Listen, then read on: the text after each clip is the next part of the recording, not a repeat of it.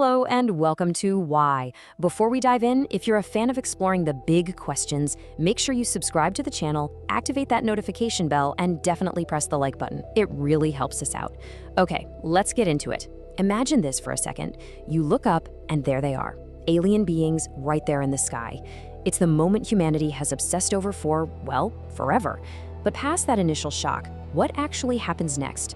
Are we as a planet truly ready for that moment? That's what we're going to unpack today. You know, our first real-world fire drill for this whole scenario, it started pretty quietly.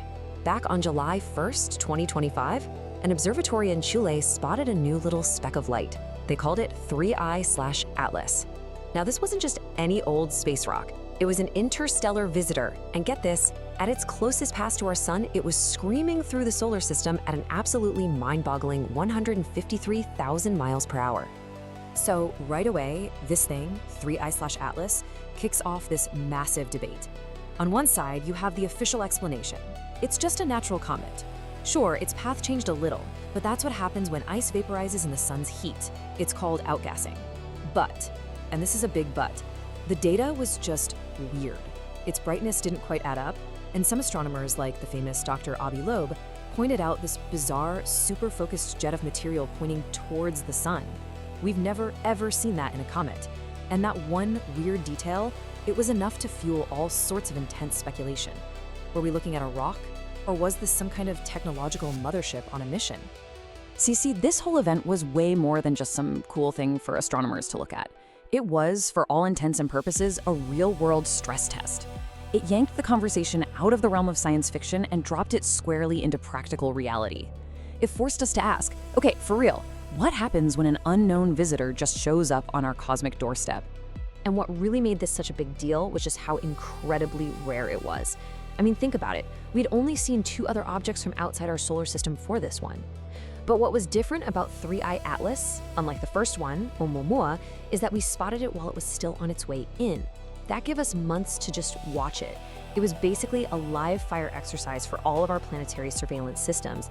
And this is where the perspective really has to shift. As Dr. Loeb put it, this isn't like picking up some faint radio signal from thousands of light years away. That's abstract. A physical object, right here in our own solar system, that changes the game completely. Suddenly, the threat, no matter how tiny the probability, it becomes immediate. It's something that demands a response, right now. So if that threat is real, do we actually have a plan? Well, it turns out we kind of do. Far away from all the frantic headlines and the wild online speculation, there's a surprisingly calm, methodical playbook for scientists to follow. This right here is the key document, the SETI Post-Detection Protocols. It was first put together way back in 1989 and got a major update in late 2025. And yeah, that was partly because of things like 3I/Atlas stirring the pot. It's designed from the ground up to guide humanity through what would be the single most momentous discovery in history, with scientific rigor and, hopefully, a very level head. The playbook itself is actually remarkably clear and cautious. It's not about freaking out. Step 1, you make absolutely 100% sure the signal or the object is real and it's artificial. No jumping to conclusions. Step 2, you get other smart people, other scientists to check your work. Peer review is everything.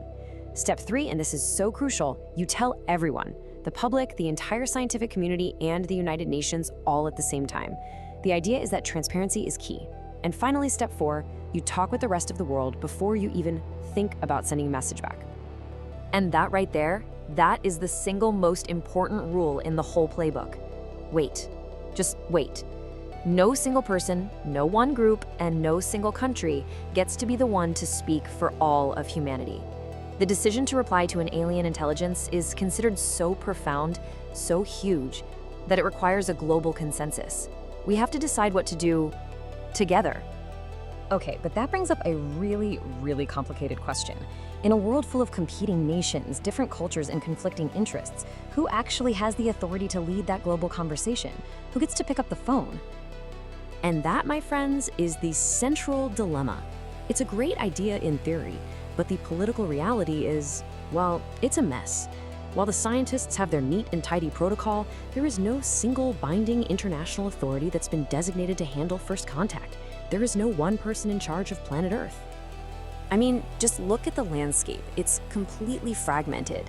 The UN's Office for Outer Space Affairs, they can try to mediate, but their power is totally voluntary. No one has to listen. The US Space Force is focused on national defense, not global diplomacy. And the SETI Institute, they can verify a signal, sure, but they can't make policy. It's like everyone has one piece of a giant puzzle, but nobody has the box with the final picture on it, and nobody has the authority to tell everyone else how to put it together. And the military angle just adds another layer of anxiety to the whole thing. In 2025, the US Chief of Space Operations, General Chance Saltman, actually admitted that our current satellite tracking systems, they're just not fast enough. They can't keep up with what he called maneuverable threats, objects that can change course on a dime. And this reveals a really critical vulnerability. We might see something coming, but if it starts moving like a guided craft instead of a dumb rock, we could totally lose it. But when you really get down to it, the challenge of first contact isn't just about protocols and politics and military readiness. The discovery of alien life would send ripples through the very core of our societies. It would challenge our beliefs, our psychology, and our entire understanding of who we are. Just think about the impact on faith alone. For centuries, so many religions have placed humanity at the absolute center of a divine plan. The confirmation of intelligent alien life would force a deep, profound reassessment of everything. For some people, it might be a beautiful thing, an affirmation of a creator's incredible imagination. But for others, it could trigger a massive existential crisis, shattering the idea that humanity has a unique, special place in the cosmos. And this leads to a really fascinating psychological insight. When we tell stories about aliens, whether they're coming to save us or to destroy us, those stories are often not really about them at all. They're really just projections of our own fears. Think about it. During the Cold War, when the entire world was living under the shadow of nuclear annihilation, what were our alien stories about? They were full of hostile invaders and apocalyptic destruction. It was our fear of the bomb, just dressed up in a silver flying saucer. And today? Our alien stories are often about surveillance, about infiltration, about some hidden control, which is a perfect reflection of our modern anxieties about technology and privacy and these powerful unseen forces shaping our lives. Researchers have a name for this. They call it the cultural mirror. The idea is that aliens, in our stories and our beliefs, they become a screen onto which we project our deepest hopes and our darkest fears. In a way, they tell us way more about our own society, our own psychology, and our own unresolved issues than they do about any actual life that might be out there beyond Earth. So as we stand here, maybe on the very cusp of answering that age-old question, are we alone? Maybe the most important question isn't what will they be like?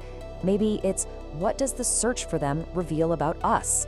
In preparing to meet the unknown, we are forced to confront ourselves, our divisions, our fears, our plans, and our hopes for some kind of unified future. So the final question is, if aliens really are a mirror, what do you see in our reflection? Thank you so much for watching. Don't forget to subscribe to the Why channel, hit that bell icon so you don't miss anything, and of course, like and share this video with anyone you think would find it interesting. We'll see you next time.